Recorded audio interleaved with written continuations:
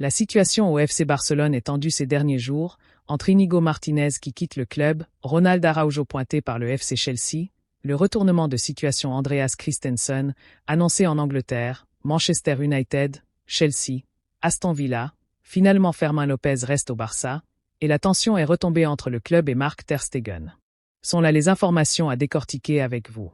Le départ d'Íñigo Martínez vers Al Nassr marque un tournant stratégique pour le FC Barcelone. Alors que ce transfert libère un poste en défense, il ne règle en rien les difficultés financières du club, ni ses contraintes en matière de recrutement. Pire, un autre départ majeur pourrait suivre, et il concernerait Ronald Araujo, pilier incontesté de l'arrière-garde catalane. Cet été, la direction barcelonaise avait ouvert la porte à la vente d'un défenseur central expérimenté. Avant l'annonce du départ de Martínez, deux noms circulaient, Ronald Araujo et Andreas Christensen. Si le club semblait désormais décidé à conserver les deux, la situation pourrait évoluer rapidement. Selon Football España, Chelsea prépare une offensive concrète pour recruter Araujo avant la clôture du mercato. Les Blues, récents vainqueurs de la Coupe du Monde des clubs, doivent remplacer en urgence Levi Colwill, victime d'une rupture du ligament croisé antérieur. Leur cible prioritaire, le capitaine blaugrana, âgé de 26 ans, pour lequel ils seraient prêts à offrir 50 millions d'euros. En parallèle, Liverpool et Tottenham surveillent également la situation. Les Spurs voient en Araujo le leader idéal pour consolider leur défense, tandis que Manchester United, intéressé de longue date, reste à l'affût. Mais vendre Araujo, après Martínez, fragiliserait considérablement la défense de Flick et ne serait envisageable qu'en cas de recrutement express d'un remplaçant de haut niveau. Dans ce contexte tendu, Andreas Christensen voit sa situation évoluer à l'opposé.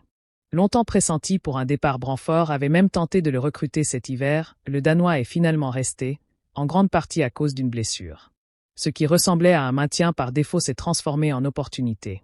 Hansi Flick l'a installé comme un pilier défensif durant la pré-saison, séduit par sa régularité, sa polyvalence et son intelligence tactique. Le Barça, qui n'avait pas prévu de prolonger son contrat au-delà de 2026, envisage désormais de lui offrir une année supplémentaire, afin d'éviter un départ libre et de capitaliser sur son retour en forme.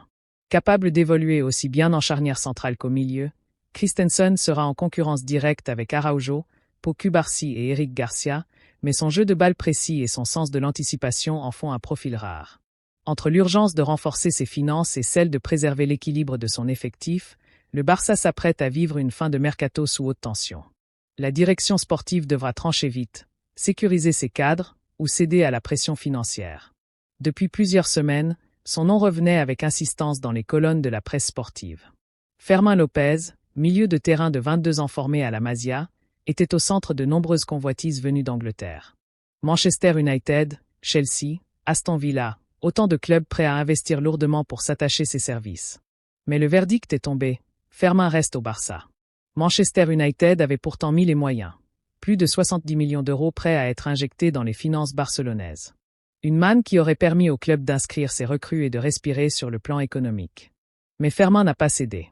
Pour lui, le rêve de s'imposer au Camp Nou passe avant tout autre projet. Conscient de la concurrence féroce dans l'entrejeu catalan, Fermín s'inspire du parcours de Xavi et Iniesta, qui ont mis des années avant de s'imposer. Sa détermination est sans faille. Il a récemment acheté une maison à proximité de la Ciutat Esportiva, signe de son attachement et de sa volonté de s'ancrer durablement dans le quotidien du club. Apprécié dans le vestiaire, respecté par le staff, Fermín a prouvé qu'il savait saisir sa chance. La saison dernière, il a souvent surpris en gagnant du temps de jeu là où on ne l'attendait pas. Son objectif reste clair, marquer des buts sous le maillot blaugrana, pas ailleurs. L'histoire n'est peut-être pas terminée. Manchester United continue de suivre de près son évolution, conscient qu'une future crise financière au Barça pourrait rouvrir le dossier. Mais pour l'instant, les supporters catalans peuvent se rassurer. Fermín López sera bien présent pour le début de la Liga, prêt à se battre pour réaliser son rêve. La tension est retombée après plusieurs jours d'un feuilleton qui a tenu en haleine supporters et observateurs. Marc-André Ter Stegen et le président Joan Laporta ont trouvé un terrain d'entente, mettant fin à une crise interne qui avait éclaté autour d'un dossier médical et de la question du brassard de capitaine. Tout commence avec un refus. Celui de Ter Stegen de signer une autorisation permettant au club de transmettre son rapport médical complet à la Liga. Ce document était jugé essentiel par la direction pour planifier à la fois les aspects sportifs et financiers du club. À cela s'ajoute un geste qui a irrité la direction. La publication par Ter Stegen, sans consultation préalable, d'un communiqué annonçant sa blessure et une indisponibilité estimée à 3 mois. Pour Laporta et son entourage, ce refus ressemblait à une tentative de bloquer les plans du Barça. Résultat, un double coup dur pour le gardien allemand, ouverture d'une procédure disciplinaire et retrait temporaire de son brassard de capitaine. Après la publication du communiqué du joueur, Joan Laporta décide de prendre les choses en main. Téléphone en main, il appelle directement le portier. « Matt, veux-tu parler ?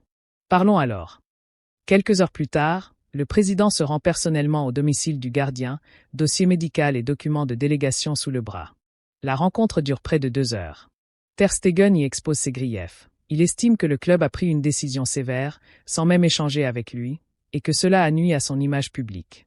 Il rappelle que sa priorité reste de se rétablir pour aider l'équipe, et affirme n'avoir aucun problème avec son concurrent, le nouveau gardien Johan Garcia.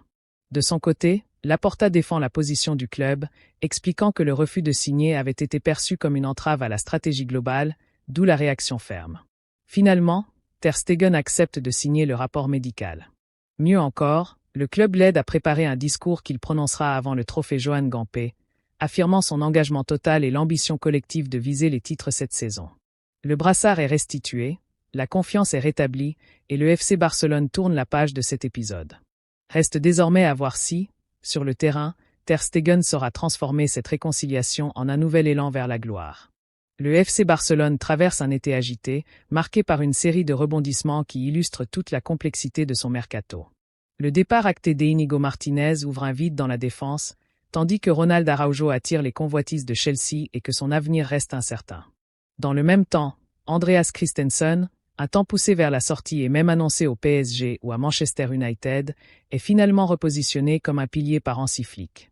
Sur le front offensif, Fermín López, malgré une offre colossale de Manchester United, a choisi de rester fidèle à ses couleurs, envoyant un message fort de loyauté et de détermination. Enfin, les tensions récentes avec Marc-André Ter Stegen semblent s'être apaisées, ramenant un peu de sérénité dans un vestiaire sous pression. Entre contraintes économiques, ambitions sportives et décisions stratégiques, le Barça joue un équilibre délicat à l'aube d'une saison qui pourrait autant consolider son projet que le fragiliser.